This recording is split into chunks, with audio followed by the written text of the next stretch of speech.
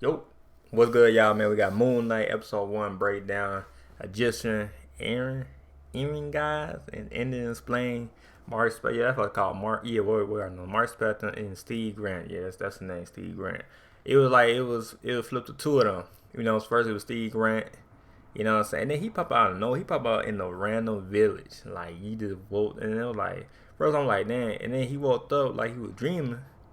But when he found out it was real, when he saw that dude with the staff, I'm like, yeah. I'm like, but I kind of feel it was real. I'm like, look, this shit too real though, man. This to be a dream though. But yeah, he popped up right in the buzz. I'm like, god damn. And then the goddamn with the staff with the bone nose on the shit, you know, the creature. I got people saying in my comments, but you know, I still don't yeah type shit. He was helping them out. You know, he was helping them out a little bit, a lot bit. You know what I'm saying? You tell him what not to do, and then if because when the dude, the creature motherfucker told him not to give it to him, he about to give it to me anyway. And then he closed his hand. It's like he showed his whole body.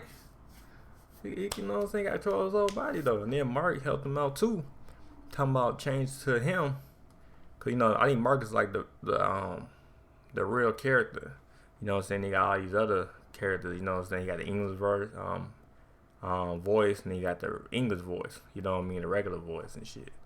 But yeah, but you gonna talk about some more, man. 27 minutes. Hey, you better get y'all popcorn ready, man. But hey, so far episode 1 was good though. So far it's looking good though, man. I ain't gonna lie. So every Wednesday comes out. But yeah, looking good though. No cap. But yeah, like, sub, no, yeah, let's get it. What is going on, everybody? Welcome back to the Cosmic Wonder. I'm your host, Warren Thompson, and we finally have our very first episode of Moon Knight. Moon Knight, Stephen Grant, and Marc Spector are now officially introduced. Marc and Steve into the MCU. And I'm going to break down this very first episode for you, telling you everything you need to know about Stephen Grant, Marc Spector, Moon Knight, and the villain, Arthur. What he's up to, what are his master plans, and what... Oh yeah, we know he a villain, because he got the old lady, man. I'm like, god damn, you a savage motherfucker. Bitch ass nigga, man. God damn, you a savage motherfucker.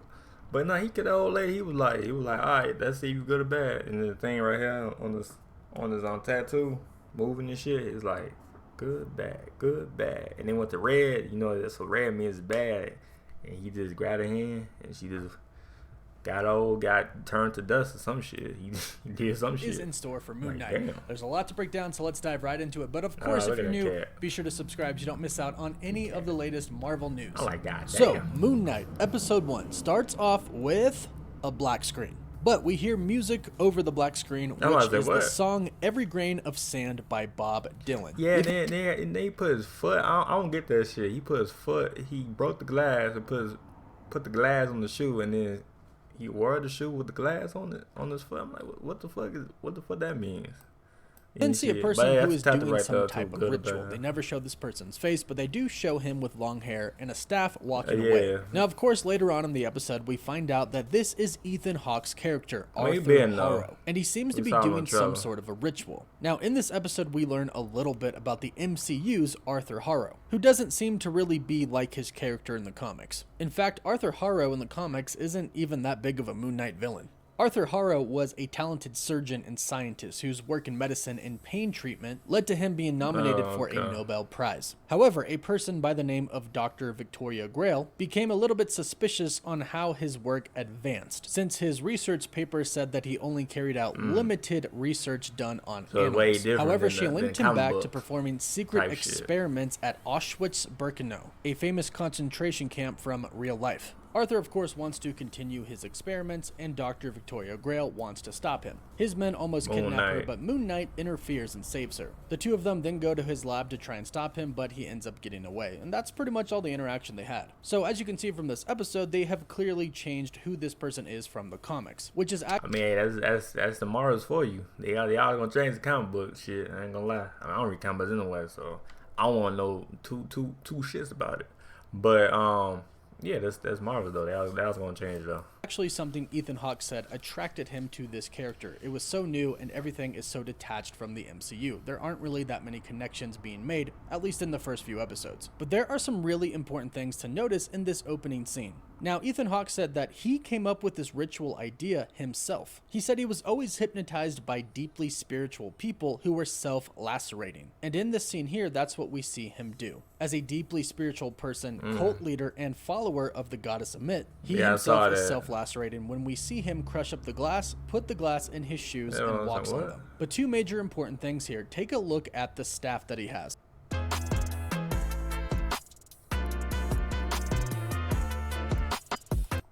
It has two crocodile heads on it, and Emmett's head is a crocodile head. Now, we do know that he uses this staff to judge people on behalf of Emmett using her powers. So he was most likely given this staff by Ennead herself, or he found it in her tomb somewhere. We'll have to wait and see on that. However, it goes with the tattoo on his arm, which is a scale. Now, this I saw this, but I never see two Now I see. I saw them two though.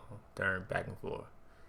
Okay. Scale is an ancient Egyptian scale used by the god Anubis during what was called the weighing of the heart. Anubis was the ancient Egyptian god of the dead, and the weighing of somebody's heart would judge their fate. Anubis would put the heart of the deceased person on the scale and a feather on the other side, which represented Ma'at, the goddess of truth and justice. If the heart was heavier than the feather of Ma'at, it was rejected and then eaten by Ammit, the devourer of souls. And this is pretty much what we see here in this episode of Moon Knight. Later on in the episode, we see Arthur judge people's hearts. He explains that he has... If you good or bad. If you good, then you good. If you bad, you gonna die.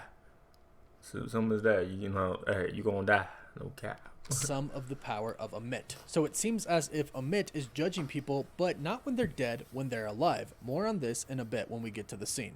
After the opening scene, the Marvel logo plays and we hear the song A Man Without Love, which is pretty reflective on how Stephen Grant feels in life. Stephen wakes up in bed and we see a shot of the Rubik's Cube that we see in a later on scene. We know he uses this as a puzzle to help him stay awake at night. Now originally, when we first see this scene, we don't really know what's going on. He has a restraint on his leg, there's sand all around his bed, and there's tape on his door. Now eventually we go on to find out when he's talking to his friend, the Golden Man, that his body at night just has to get up and walk about. He doesn't remember anything when this happens, which is why he tries to stay awake and which is why he puts these restraints on him so he doesn't actually go anywhere. This is also why he has the sand around his bed and the tape on his door. If he gets up and goes somewhere, he'll leave footprints in the sand and he'll know in the morning if he left or not. Also, the tape on the door will be broken so he'll know if he left his flat. So the first thing he does when he wakes up in the morning is check his restraint, check the sand, and check the door. After this, he feeds his fish who only has one fin. And notice there is a little statue of a pyramid inside of the fish tank. Perhaps this is something later, or perhaps it's just a decoration. He then calls his mom and leaves her a voicemail. We hear him joke about taking his fish somewhere nice, but then we hear him say that he wakes up every morning feeling like he got hit by a bus. We don't know it at the time, but of course, eventually we find out that this is actually Marc Spector taking over his body and becoming Moon Knight, going around and getting in fights, which is why Stephen's body hurts all the time. But of course,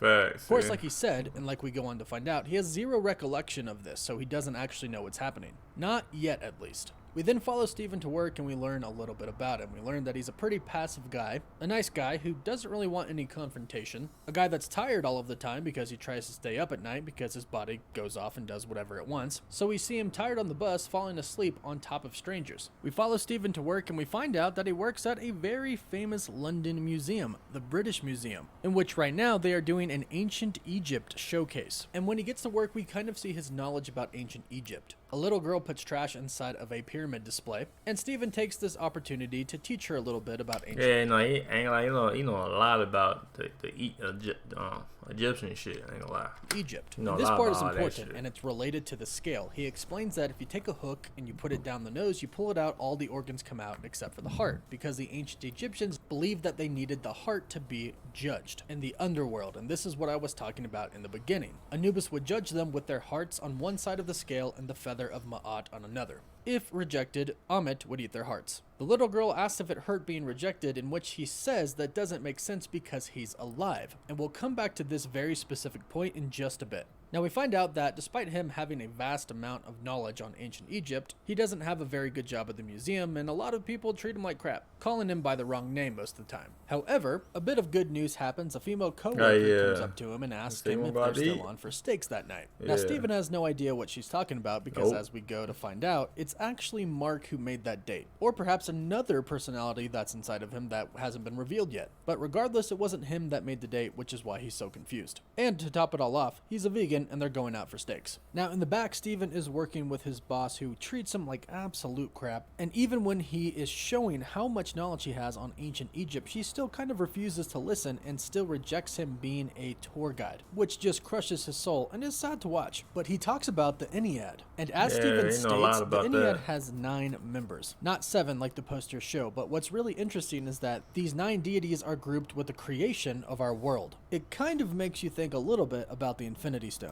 Maybe there's a connection here with gods. We'll have to wait and see. In fact, the Moon Knight comics actually talk about the Ennead. Now, the Ennead gods, the 9 gods in which Stephen Grant mentions here, are actual characters in Marvel Comics known as the Heliopolitans, and they exist in a place called Celestial Heliopolis, which is a city, and it's in an extra-dimensional realm. And in the comics, Khonshu is one of these Heliopolitans. Yeah, also, side note, Bast, the Black Panther god, is also a Heliopolitan as well, so there is a little bit of a Black Panther connection here. So, okay. Man, I ain't gonna lie, this is deeper than what it is, though. No cap. No, I like this, though. No cap. I would not be surprised if we did see these Ennead gods in the future in the MCU. The next scene, we see Steven talking to his golden friend, where he explains that he's got a date with the girl from work, and he doesn't know how it happened because he didn't even ask her out. And of course, we know it was Marc or another personality. He also states that if he is going to have a girlfriend one day, he can't be having ankle restraints on his bed. So he has to figure something out. Now from here we go back to Marc's flat and we see his nightly routine. His routine of trying to stay awake because, as we know, sometimes when he's asleep his body does what it wants. At least that's what he thinks it is, but it's really Marc getting up. As we mentioned before, he pours the sand around his bed, puts the tape on the door, grabs his Rubik's Cube and puts on audio that helps him stay awake. From here we see what he does to stay awake, in which one big thing that he does is he actually studies Egyptian mythology. Specifically what he mentioned before, the Ennead, which says is a rift between God and man, which of course is setting up what is about to happen because he is about to hear the voice of Khonshu, the god of the moon. Yeah, he heard him when he went to that village. Soon, because the next scene that we see is of Steven lying on the grass. He gets up and the first thing he notices is that his jaw is super messed up, but he manages to put it back in place.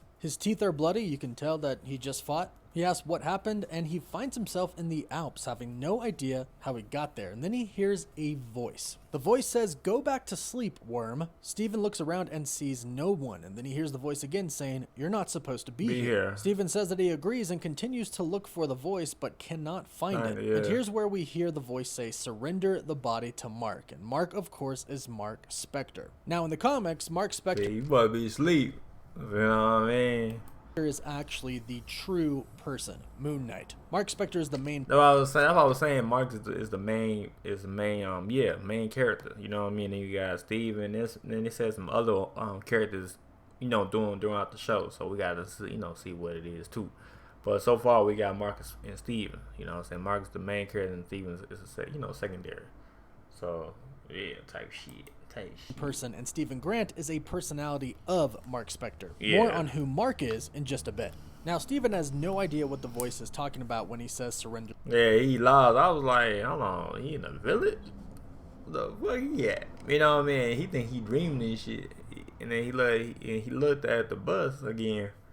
It was that dude with the cane, so he wasn't dreaming at that, from the jump. The body. And we hear the voice call Steven an idiot, saying the idiot is in control, meaning that Steven right now is in control of the body and not Marc Spector. Now the voice talking is the Egyptian moon god Khonshu. And in the comics, Marc Spector is the avatar for Khonshu. So basically, Marc Spector does the will of Khonshu. Now Steven then finds a scarab with Egyptian markings on it in his pocket, and we very, very briefly see the moon god Khonshu behind him. Now Steven senses his presence, but when he turns around, he's not there. Yeah, he does, however, see some people in a window who start to fire at him, and then he runs away until he eventually... He like this.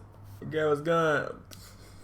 Start blasting his ass, folks. He finds himself in the city. Okay. He blends in with the crowd until we eventually meet Ethan Hawke's character, Arthur Harrow. Now, the people of this town worship Arthur, praising him and touching him as he goes by. He says it's a beautiful day and it feels like heaven, but it's not. Sometimes there's darkness hiding in people's hearts. And this is a direct call to the weighing of the hearts and the judgment that he is about to do. He asks who would like to be judged, and one person steps up and is deemed good. Another woman steps up and says, I must know. And we see that in this process, the cane moves back and forth, kind of like a scale would. Also, the scale on his hand shows us the end result. Green for good, red for bad. It was green for the first guy, deeming him good, but unfortunately, it shows up red for this lady, deeming her bad. Now, here's where this gets kind of interesting, and this is a very important part. The lady says, I've been good my whole life, in which Arthur replies, I believe you. But the scales see everything, perhaps it's something that lies ahead. Meaning, she is going to go on to do something evil in the future, and Amit is judging her now. Now, this is actually further explained by Arthur in the last part of this episode.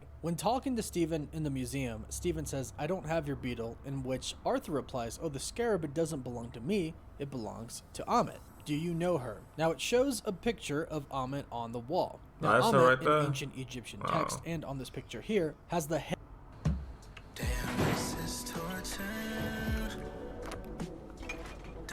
Head of a crocodile, the front legs and torso of a lion, and the back legs and the rear end of a hippopotamus. These are the three largest man-eating animals known to ancient Egyptians. And Stephen even says here, Amit, the first known boogeyman. In which Arthur replies, she was only a boogeyman for evildoers, and this is the important part. He says that she, Amit, grew weary of waiting for sinners to have to commit their crimes before punishing them. He also says that she sees all of people's lives, their past, present, and future, meaning that she could see the sins that they will do in the future. So what is happening is that now, instead of Amit judging people after they're dead, she is judging them while they're alive, using Arthur. But the plan is here to free her. In the scene where he judges the man who is deemed to be good, he says that he's brave, wanting to serve our goddess even before she wakes. Then when he's with Stephen in the museum at the end, he says if Amit had been free, she would have prevented Hitler and other horrible people and events. So this is what Arthur's plan is, to free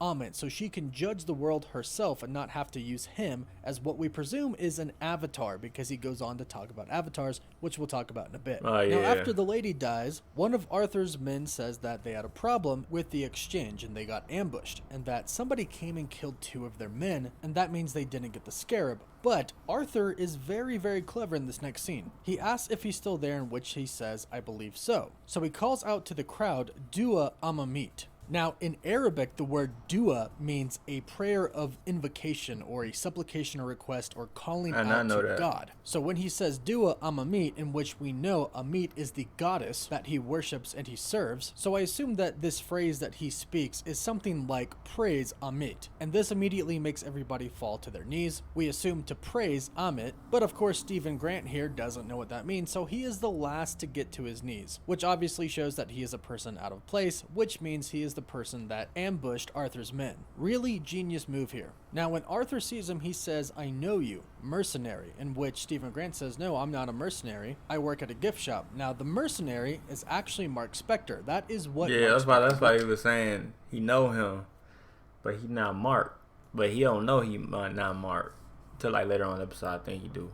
Well, he got different personalities and shit. But before Marc Spector became Moon Knight, he was a mercenary, and he was on a job in Sudan where a fellow mercenary of his Bushmen killed an archaeologist in front of the archaeologist's daughter. He was appalled, and he fought Bushmen, but he lost. He's left for dead, but right before he dies, he finds himself before the statue of the Egyptian moon god Khonshu. He then actually dies, but is suddenly revived, fully healed. He claims Khonshu resurrected him, wanting him to be the moon's knight and the left fist of Khonshu. However, a lot of people don't really know if Marc's telling the truth or if he's actually crazy and is making this up in his mind. But Marc Spector is a mercenary, and it seems like Marc Spector has run into Arthur before, which is why Arthur recognizes him. Unfortunately, Stephen Grant has no idea about any of this, and Arthur doesn't know that Marc/Stephen has dissociative identity disorder. So he thinks Stephen is really clearly Marc just kind of messing with him. But Arthur says, well, Stephen Grant of the gift shop, will you return the scarab? And of course Stephen is like, sure, yeah, I don't care. I don't even know what this is. I don't know how I'm here. So he tries to give it to him. But then we get a very Eddie Brock and Venom type of moment. And Khonshu even... Oh, yeah, we did. Because he was like,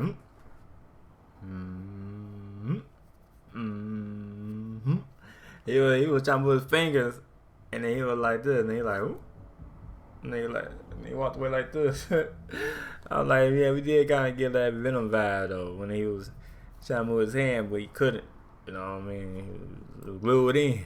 Kind of sounds like Venom here, let's be honest. Stephen goes to give him the scarab, but Khonshu takes control over his body and closes his hand. Stephen has no idea what is going on. He's very confused, and he's trying to tell Arthur this. He's trying to tell him, I didn't do this. I have no control over my body right now. I'm trying to give it to you. Just take it. But here we can see kind of the power that Khonshu has over Stephen. He may or may not have this power over Marc Spector. Marc Spector's mind might be a little bit more harder to break. Then again, they are kind of the same person, so who knows. So Khonshu won't let Stephen give Arthur the scarab. So Arthur's men jump on him, but then Stephen's eyes kind of go into the back of his head, where he kind of falls asleep for a brief moment, wakes back up to see that he is really beating the crap out of these men. Just take a look at some of the... But it was Marc Spector. These guys on the floor. We can see blood coming out of their heads on the ground. This is kind of something we haven't really seen from Marvel. We haven't seen much blood coming out of... Yeah, that's true. Because, you know, they've been censoring that shit. But I hope they show that. I hope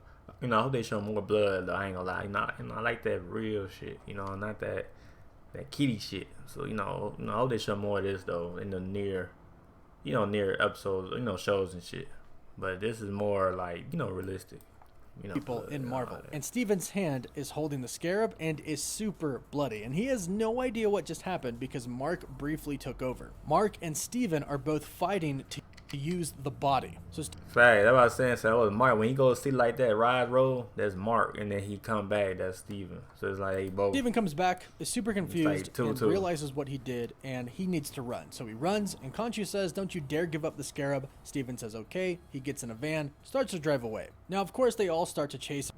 Do you guys see this app right here? It's called Audible. There's actually a better way to make money on and Stephen is uttering, "This has to be a dream." And from here we get a pretty cool scene with a little questionable CGI at the end. But during the scene, every time it seems like Stephen is about to die, Marc Spector comes out. Now we don't see what Marc Spector does, but we do see the aftermath when Stephen comes back each time. And each time we see that Marc has took care of business. Every time Marc comes out, he gets rid of some people. Until the very end where Stephen comes back and he's actually driving backwards. He also realizes that he has a gun in his hand in which he throws it at the car, in which Khonshu says, did he just throw the gun? So Khonshu is actively speaking to Marc during this whole entire thing. Stephen says, I don't know what I'm doing, so Khonshu says, well then leave us be. Of course, speaking about him and Marc. He manages to turn the car around, but then the car dies, in which two people get out of the car. They're about to go up to Stephen, but then the truck that was carrying the wooden logs at the top of the mountain, they finally reach the bottom and they kill the two guys. Marc then immediately wakes up in a panic, but then he looks around, sees that the restraint is still around his leg, and kind of laughs it off, going, wow, that was actually just a dream, a very realistic dream. That's why he was laughing. Now here's something very interesting. Stephen checks the normal things that he checks each morning, the sand and the door. And if you notice, the tape was still on the door. But clearly, Marc Spector just did a lot of stuff. So this means that Marc knows exactly what Stephen does, and then he replaces it to make it seem like nothing ever happened at night when Marc is up and about. He's smart though. Marc's the tape, as we see here, because Stephen takes off the tape.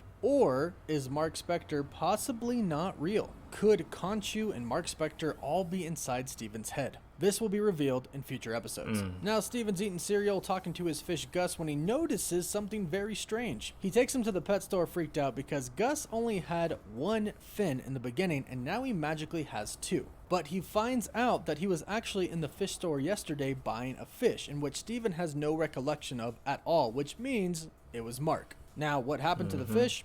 I have no idea. It clearly died because Marc or another personality clearly had to go buy a new fish to replace Gus with. But unfortunately, Steven doesn't have much time to talk about it as he realizes that he went on a date. It was Sunday. He has a date, or at least he had one. At the restaurant, it looks like he's getting stood up, so he calls the girl, in which she says that she was waiting for him on Friday, but it's now Sunday. She hangs up saying, "Lose my number," and Steven still can't believe it. He asks the waiter what day it is, and he confirms it is Sunday. Now, Steven is super upset at this point, and you just feel so bad for him. He's so upset that he even orders a steak, despite the fact that he's a vegan, and he has no idea how to order a steak. The waiter asks him what kind of cut he wants. He says the best part. He asks him how he wants it done. He tells him good. You just feel so bad for the guy. And you feel even worse in the next scene where you see that he brought flowers, he has heart candies, and he's on the phone with his mom, and he's lying to her, telling her that the date went well and that he thinks his mom would really like her and he'll bring her around soon.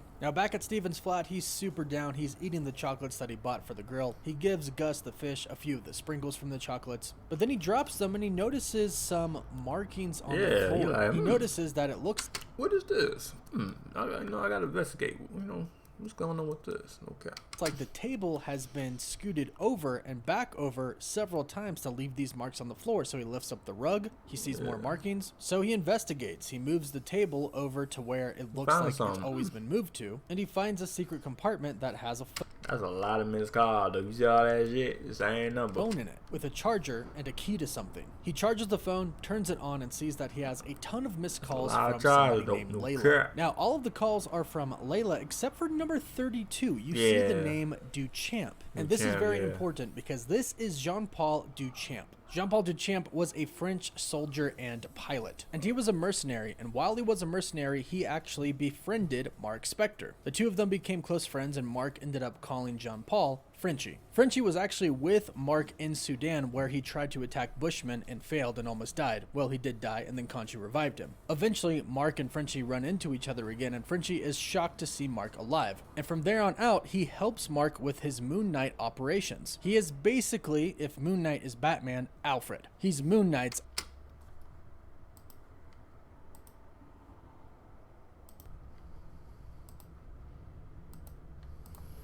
Alfred. So I'm assuming we'll see Jean-Paul Duchamp probably pop up pretty soon. Now, as he's about to call Layla, she actually calls him. He picks up and we find out that Layla has been texting and calling him from... She's like, I've been calling you for months and you now finally picking up.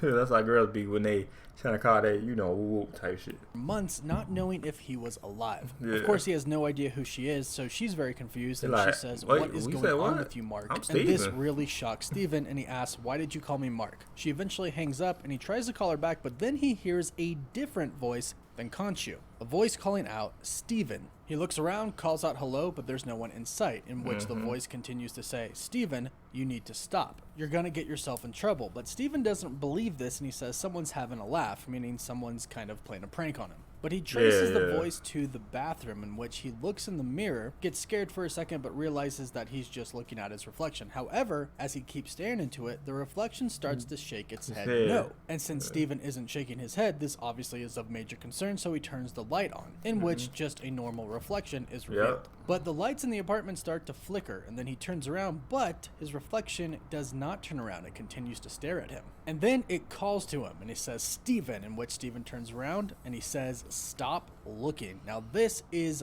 Marc Spector. Marc is telling Steven to stop looking into the affairs of Marc. Then the entire flat starts to shake like it's an earthquake. Books and items are falling off the shelves, everything's moving, and Steven runs out of the flat and he runs to the elevator. Now Steven in the elevator turns around, looks in the mirror, and he kind of checks out his own reflection. He touches it to make sure he's not going crazy. The elevator opens up to the 3rd floor. Steven kind of stares down the hall, and then he hits the G for ground button in the elevator. But then the elevator opens up again on floor 2, and Steven looks down the hall, and then Conchu appears. He fades in and out until eventually he gets right up to the elevator, in which right when he gets to the elevator, it's actually revealed to be an old woman. But Steven is terrified, and he falls to the floor, and he freaks the woman out. Even though he says, oh, I've lost a contact, she is still super freaked out and kind of threatened by him. Now the elevator opens back up on the 5th floor, in which Steven is really concerned about what is going on. But then he turns around and Khonshu is right behind him, but then he wakes up and he's on the bus. And here's where stuff really starts to go down. He's on the bus and he looks out and he sees Khonshu just on the street. He then gets off the bus and then he sees that Arthur was on the bus. And this is where Steven really starts to freak out. He goes in, he tells the security guard, can you not let anybody dodgy in? His boss comes in asking to take some stuff downstairs, and he actually stands up to her and says, can you just give me a minute? For the first time, you finally stand up. Because he spotted somebody that was on the bus. So he goes and he follows that person, and eventually that person leads him to Arthur. Now Arthur is kind of starting to realize something is up, and this isn't the same person, the same mercenary that he ran into before. He says, so you really do work at a gift shop. Steven runs over to a security guard named Ronnie, says, Ronnie, can you help me? In which Ronnie pulls up his sleeve and reveals a scale, saying, praise Amit, revealing that he works with Arthur. And this is what we talked about before, where Arthur is serving Amit. She is not yet free, but in the meantime, through him, she is...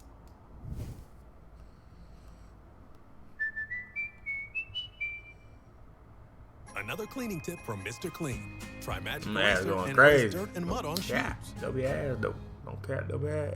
Judging people before they actually die. Steven tries to run away, but he keeps running into more and more people that are with Arthur. And then we find out that Arthur actually knows Khonshu is inside of Steven's head. He mentions the voice in his head and how it's relentless and forever unsatisfied. And eventually Arthur gets him and he says, I'm trying to help you, and he starts to judge him. But here's what's very interesting. The scale doesn't go green or red, not good nor bad, but instead Arthur looks at him and says, there is chaos in you. Now this could mean several different things, which I'm sure they'll reveal, but I'm thinking that the chaos is definitely all of the different personalities inside of him. It is though. Now he gets lucky and a tour comes in and he manages to escape. Now this seems to be very shocking to Arthur, and Arthur actually tells everybody to let him go. Now this is of course because he has a plan. Steven has to work inventory because he was late a few times during the week, and this is where Arthur is going to strike. Steven is about to leave, but he thinks he hears a dog, so he goes searching for it. Now as he starts to search for this, what he assumes is a dog, we can see in the reflections of the glass Marc Spector, and he realizes what's happening here.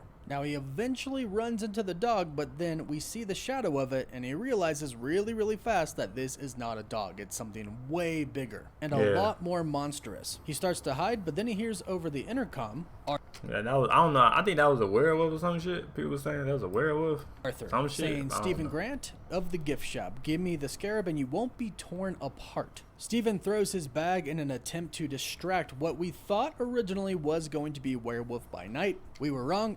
It's actually an Egyptian jackal. Oh, okay. It jumps at the bag, but then Steven runs and it eventually starts chasing him. It jumps on him, hurts his arm just a little bit, but eventually Steven runs into the bathroom, and here is the first time where we meet Marc Spector. Once inside the bathroom, Marc calls out to Steven from the mirror. He says, Steven, I can save us, but you can't fight me this time. I need full control, speaking about the body. Now Steven thinks he's going crazy. He ignores his moving reflection that is speaking to him, and he starts to slap himself, and then he says he's gonna die. Now eventually Marc says, look at me, and Steven does. He tells him he's not going to die. Let me save us. And if you notice, there is no longer a reflection of Steven in the mirrors, in any of the mirrors, because it's kind of creating like an infinite mirror here. The reflection is gone, and it's just Marc that he sees in the mirror. Marc says, let me save us, and Steven finally gives in. And as Steven starts to agree and Marc starts to take over, you can see Egyptian markings and hieroglyphics in the background kind of start to light up. Steven shakes his head yes, and all of a sudden the reflection of Marc is gone. It's back to the reflections of Steven, or now I should say Marc, and Moon Knight comes out. Right as the Moon Knight transformation begins, the Egyptian jackal jumps in and attacks him. However, the next thing that we see is the Egyptian jackal trying to get away, showing you just how strong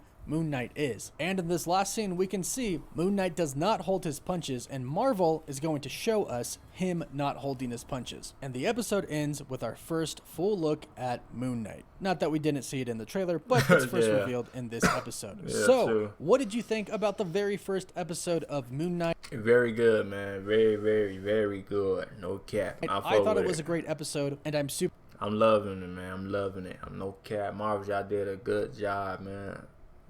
Y'all always do a good job. Every episode. Every shows, I mean. Y'all do a good job, no cap. We're excited to see how this all ends. So let me know what you think in the comments down below about the first episode of Moon Knight. Don't forget to like the video and subscribe so you don't miss out on any future Moon Knight videos. For live updates, you can follow me on Instagram and Twitter. And as always, thank you all so much for watching. Woof woof. Yeah, Marvel's always do a good job, man. They did another good job with this show, man. Episode 2 gonna be even good, you know what I mean? Next Wednesday type shit. Can't wait for it. But yeah, that was a breakdown, man, on episode 1. Like it up, sub, and yeah. Alright. Peace.